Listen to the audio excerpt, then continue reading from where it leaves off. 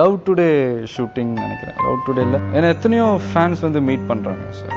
So அப்படி வந்த ஒரு ஃபேனாக சங்கீதா அவங்க வந்து கேட்டாங்க, உங்கள் அம்மா அப்பா மீட் பண்ணலாமா, அவங்க பேசுவாங்களான்னு. நான் சொன்னேன், நல்லா பேசுவாங்க, நான் தான் ரிசர்வ்டு, எங்கள் அம்மா அப்பா ரொம்ப நல்லா பேசுவாங்க, நீங்கள் வீட்டுக்கு வாங்கலேன், any time you can come.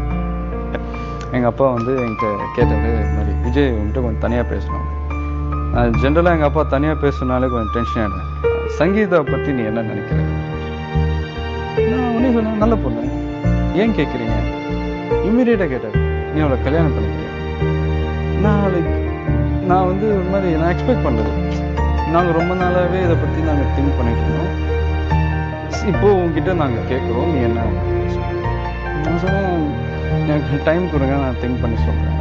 எங்கள் ஃபேமிலி அவங்க ஃபேமிலி சும்மா வீட்டோட ரொம்ப சிம்பிளாக நிச்சயதார்த்தம் பண்ணிட்டோம், அவ்வளோதான். இதுதான் நடந்தது.